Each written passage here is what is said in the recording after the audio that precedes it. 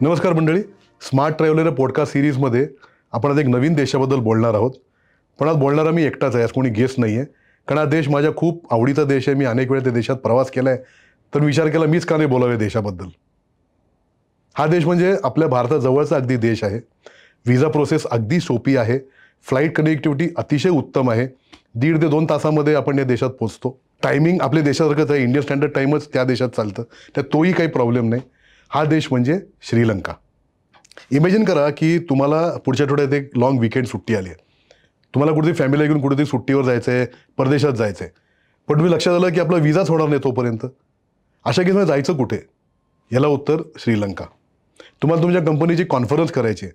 खूप मोठं बजेट नाही आहे, पण कुठेतरी परदेशात सगळ्या डीलर्सना घेऊन जायचं आहे. एक छान बीच डेस्टिनेशन हवं आहे. पण जायचं कुठे? ह्याला उत्तर पण आहे श्रीलंका.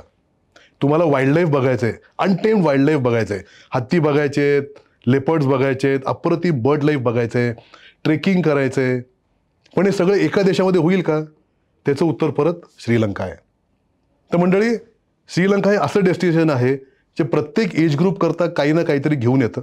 आणि आपण या देशाची छोटीशी सफर आता या पॉडकास्टमध्ये करूयात. मी मगाशी म्हटल्याप्रमाणे पोचायला 2 ते 2.5 तास जास्तीत जास्त लागतात. मुंबईतनं, दिल्लीतनं, बंगलोरमधनं, चेन्नईमधनं डिरेक्ट फ्लाईट जातात. त्यांची स्वतःची एअरलाईन आहे श्रीलंकन एअरलाईन्स, त्यांच्या डिरेक्ट फ्लाईट्स आहेत. एअर इंडिया आहे, इंडिगो मुंबईतनं आहे. शिवाय पुण्यातनं किंवा बाकी शहरातनं सुद्धा वाया चेन्नई 1 स्टॉप फ्लाईट जातात. त्यामुळे फ्लाईट कनेक्टिव्हिटी एकदम सुंदर आहे. व्हिसा म्हटल्यामुळे एकदम सोपा आहे. कोलंबो हे श्रीलंकेचं मेन एअरपोर्ट आहे. आपल्या सगळ्या फ्लाईट्स कोलंबोत लँड होतात. दुसरं मेजर जे इंटरनॅशनल एअरपोर्ट आहे ते म्हणजे जाफना, जे एकदम उत्तरेला आहे श्रीलंकेच्या, ते जाफना एअरपोर्ट. पण आपले मेजर फ्लाईट सगळ्या कोलंबोतच लँड होतात. कोलंबो हे मेन कॅपिटल आहे. कोलंबोमध्ये सगळे त्यांचे टिपिकल प्रेसिडेन्शियल पॅलेस, त्यांचे काही टिपिकल जुन्या साईट्स आहेत, क्रिकेट स्टेडियम्स आहेत. हे सगळं आपल्याला कोलंबो सिटीत बघता येतं. तर आता आपण येऊ श्रीलंकेत बघायला काय काय आहे. मी आता बघायची कोलंबोबद्दल बोललो, मेन राजधानी आहे. तर श्रीलंकेतली जी मेन टुरिस्ट पॉईंट ऑफ व्ह्यूने जी मेन 5-6 शहरं आहेत, ते एक पहिलं म्हणजे डांबुला. डांबुला आणि सिगिरिया ही 2, जसं आपलं पुणे आणि पिंपरी चिंचवड आहे ना, तशी 2 लागून लागून शहरं आहेत. सिगिरिया म्हणजे आपण नेहमी श्रीलंका प्रमोशनमध्ये तो एक मोठा रॉक बघतो, असा मोठा सुळका असा आलाय जमिनीतनं, तो सगळ्या प्रमोशन मटेरियलमध्ये असतो बघा, तो म्हणजे सिगिरिया रॉक. त्या रॉकवर चढायला 1.5 पाऊंड ते 1 तास लागतो वर चढायला. दगडात कोरलेल्या पायऱ्या तशा वर जायला. आणि मी तर सगळ्यांना सांगतो आवर्जून वर चढा. थोडासा त्रास होईल चढताना, पण वर गेल्यावर तुम्हाला वर जे दृश्य दिसतं ते इतकं सुंदर आहे दृश्य. वर त्यांच्या जुन्या राजांनी बांधलेले राजवाड्याचे काही अवशेष वगैरे आहेत. आणि तो गाईड जो येतो बरोबर, ती तुम्हाला सगळी छान माहिती देतो वरची. तर अगदी आवर्जून बघावं असा सिगिरिया रॉक आहे. त्यालाच लागून जे डांबुला गाव आहे, त्या डांबुला गावमध्ये रॉक कट केव्ह टेम्पल्स आहेत. जसं आपल्याला औरंगाबादला अजंठा एलोरा जसे केव्ह टेम्पल्स आहेत, तसेच बुद्धिस्ट केव्ह टेम्पल्स तिथे डांबुलाला पण आहेत. अप्रतिम पेंटिंग्ज आहेत, अप्रतिम कोरीवकाम मूर्तींचं आहे. तर हे दोन्ही गोष्टी सगळ्यांनी अगदी आवर्जून बघाव्या असं माझं मत आहे. पुढचं महत्त्वाचं शहर डांबुला सिगल्यानंतर म्हणजे कँडी. कँडीचं स्पेलिंग के नी करतात. ते आपण कँडी नॉर्मली सी नी करतो, ते KNDY असं कँडी करतात. कँडी ही त्यांची जुनी राजधानी, श्रीलंकेची जुनी राजधानी, जुन्या राजांची राजधानी. कँडीमध्ये एक खूप महत्त्वाचं मंदिर आहे, ते म्हणजे टेम्पल ऑफ टूथ रेलिक. ते असं मानतात की बुद्धाचा एक दात तिथे त्या मंदिरात ठेवलेला आहे. तो दात आपल्याला बघायला मिळत नाही, तो एका सोन्याच्या डबीत ठेवलेला असतो. पण ते मंदिर श्रीलंकेतलं सर्वात पवित्र, सर्वात महत्त्वाचं मंदिर आहे. आणि अप्रतिम छान बघण्यासारखं आहे. शेजारी कँडीचा मोठा तलाव आहे, त्या तलावाला लागून मंदिर आहे. त्याला वर गोल्डन डोम आहे, जसं आपलं गोल्डन टेम्पल अमृतसरला आहे तसंच त्याला वर एक गोल्डन डोम आहे.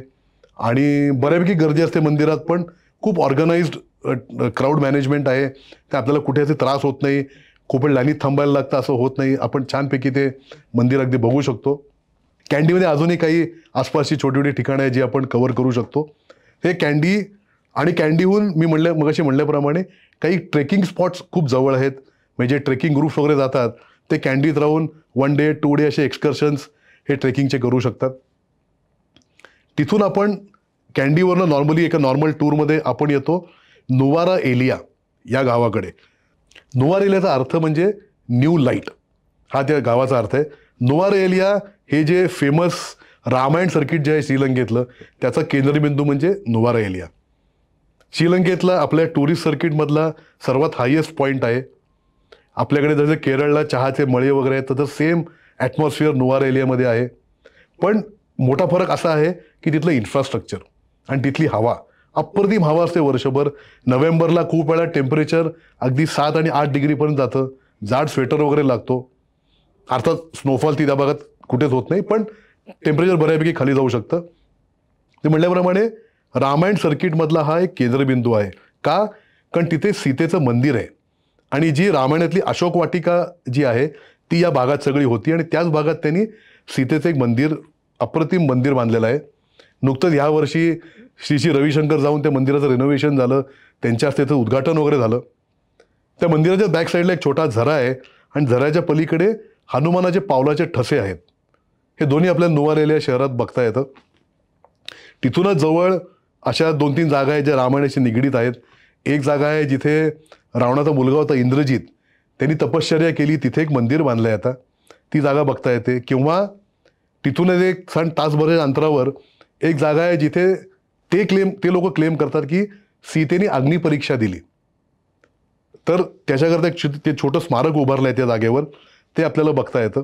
आणि या सगळ्या भागात खूप धबधबे आहेत, खूप हिरवागार परिसर आहे. या भागात हवा खूप छान असते, त्यामुळे वर्षभर इथे तुम्हाला कधीही व्हिजिट करता येतं आणि तुम्हाला नेहमीच ही जागा आवडू शकेल. तर हे नुवारा एलिया झालं, जे मी म्हटलं रामायणाशी निगडीत जो केंद्रबिंदू आहे तो नुवारा एलियामधनं आहे.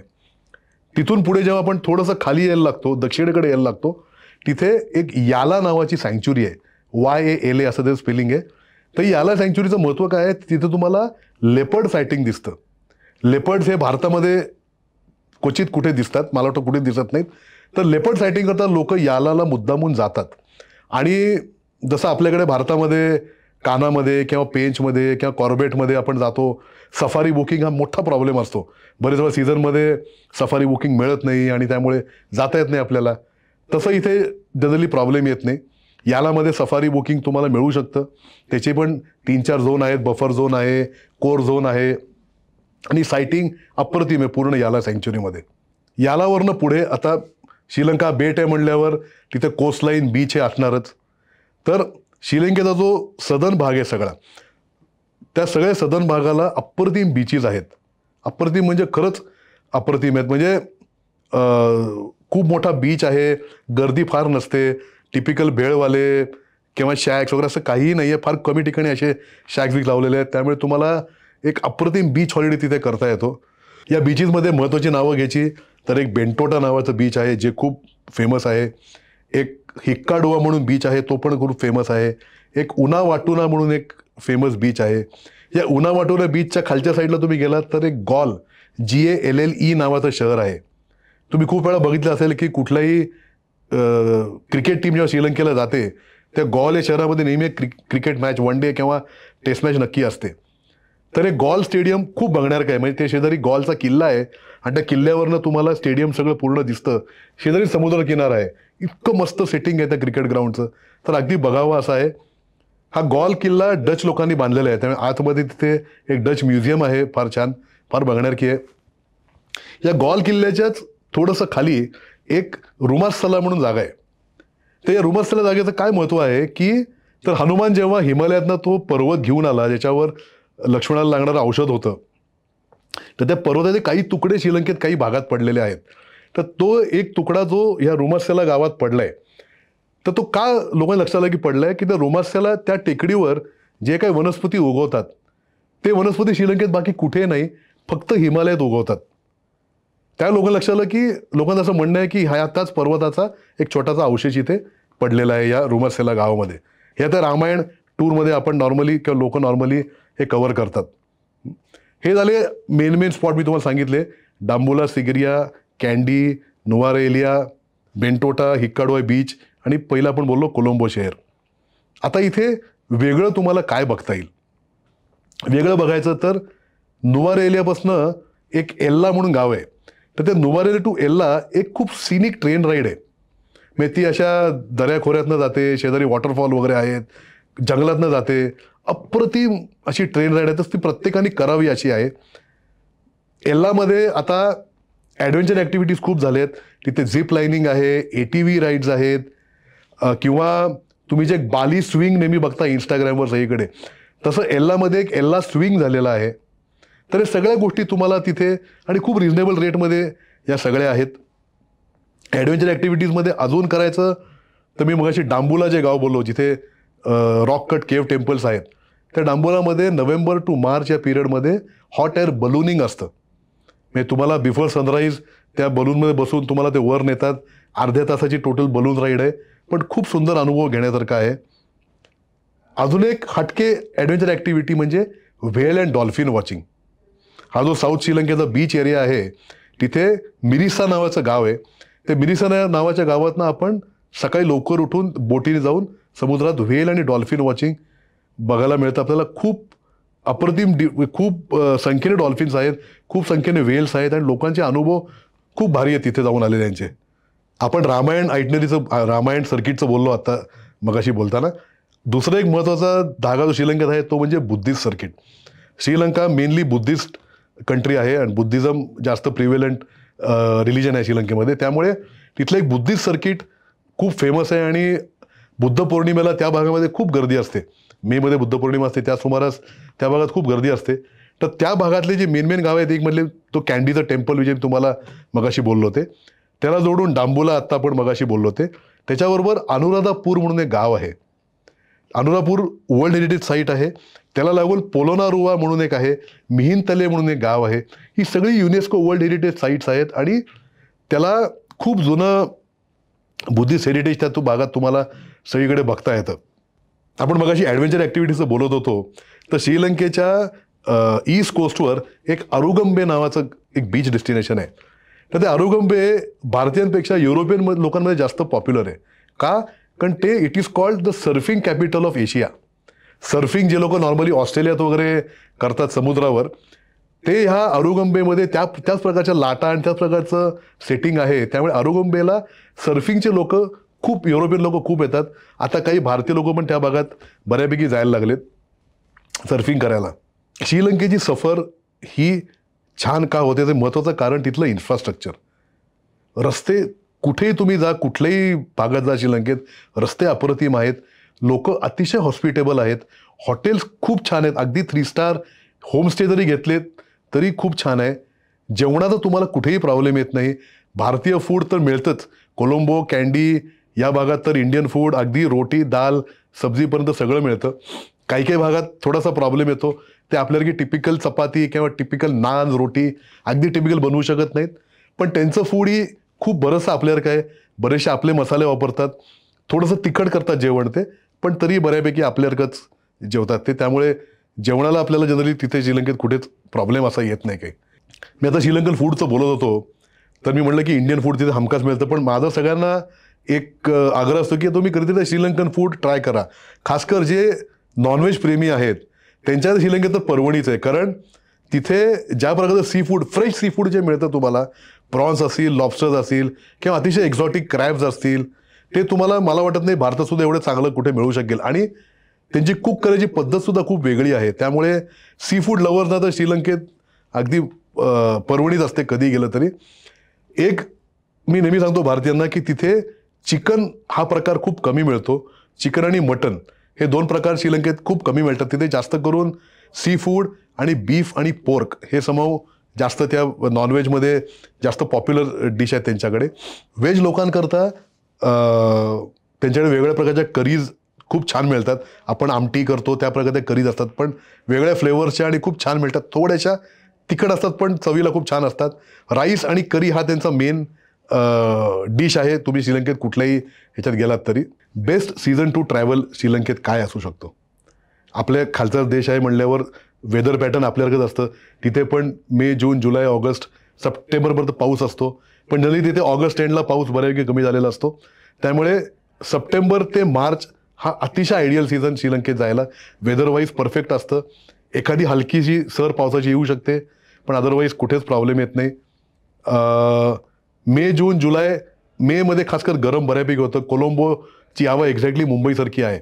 त्या तिथे वर्षभर गरम असतं, पण otherwise Kandy, Nuwara Eliya hill stations आहेत, त्या तिथे हवा वर्षभर छान असते. आणि September to March April perfect season to travel. May सुद्धा खूप चांगला असतो. तुम्हाला कोलंबो जर सोडलं तर बाकी ठिकाणी हवा चांगलीच मिळते. इनफॅक्ट जुलै ऑगस्टमध्ये पावसाळ्यामुळे आपल्याला डिस्काउंट खूप चांगले मिळतात. ट्रिपचा खर्च खूप कमी होऊ शकतो. त्यामुळे तेव्हाही लोक आजकाल खूप ट्रॅव्हल करू शकतात जुलै ऑगस्टमध्ये. श्रीलंकन करन्सी जी आहे त्यांचा श्रीलंकन रुपी, जसा आपला भारतीय रुपी आहे त्यांना श्रीलंकन रुपी आहे. आपल्या एका रुपयात साधारण त्यांचे 2.5 ते 3.25 श्रीलंकन रुपी येतात. पण आम्ही सगळ्या लोकांना सांगतो जे श्रीलंकेला जाणार आहेत की शक्यतो $US घेऊन जा. $US तिथे सगळीकडे ॲक्सेप्टेबल आहेत. आपले क्रेडिट कार्ड, डेबिट कार्ड सगळीकडे वापरले जातात. इंटरनॅशनल पेमेंट एनेबल्ड अर्थात पाहिजेत ती सगळी, पण ती सगळीकडे घेतली जातात. अगदी छोट्या दुकानात सुद्धा तिथे क्रेडिट कार्ड, डेबिट कार्ड वगैरे घेतात. UPI तिथे अजून जेवढं आपल्याकडे पॉप्युलर आहे तेवढं तिथे कोणीच वापरत नाहीत UPI वगैरे. त्यामुळे शक्यतो कार्ड आणि कॅश या दोन ह्याच्यावरच शक्यतो श्रीलंकेत व्यवहार होतात. श्रीलंका म्हणलं की बऱ्याच लोकांच्या मनात येतं की गेले काही वर्षात तिथे जी राजकीय उलथापालथ चालू आहे किंवा मध्ये बरेच रायट्स वगैरे झाले, बॉम्बला झाले काही वर्षांपूर्वी तिथे, तर लोकांना नेहमी वाटतं की इथे जावं का नाही, सेफ असेल का नाही. तर ट्रस्ट मी इतकी वर्ष श्रीलंकेत चाललो आहे, त्याच्या एवढा सेफ देश मी म्हणतो भारत सुद्धा नाही आहे. की रात्री अपरात्री सुद्धा तिथे पोलीस प्रेझेन्स असतो. मला आठवत आहे कित्येक वेळा रात्री 11 वाजता वगैरे मला पोलिसांनी शिट्टी मारली आहे की बाबा रे तू रस्ता क्रॉस करतोय, झेब्रा क्रॉसिंगवरनं क्रॉस कर, रस्त्यावर साध्या याच्यावरनं क्रॉस करू नको. रात्री 11 वाजताची परिस्थिती आहे. लेन कटिंग मी तर कधी बघितलं नाही इतक्या वर्षात श्रीलंकेत झालेलं. त्यामुळे इन्फ्रास्ट्रक्चर चांगलं आहे, लोक हॉस्पिटेबल आहेत, ट्रॅफिक रूल्स भयंकर स्ट्रिक्ट आहेत. त्यामुळे तुमच्या टूरमध्ये जे नॉर्मली प्रॉब्लेम येऊ शकतात ट्रॅफिकचे, ट्रॅफिक जॅम, पोल्युशन, असे प्रॉब्लेम त्या देशात कधीच येत नाहीत आणि एक छान टूर तुमची श्रीलंका घडवू शकतं. हा तुम्हाला व्हिडिओ कसा आवडला, याचे काही कॉमेंट, तुम्हाला अजून कुठला देश आम्हाला सजेस्ट करायचा आहे, अजून कुठला विषय तुम्हाला पॉडकास्ट करता सजेस्ट करायचा आहे आम्हाला, तोही जरूर कळवा. आमचे संपर्क कसा साधावा हे खाली लिंक्समध्ये दिलेला आहे. आणि please don't forget to like and subscribe the video. Thank you very much.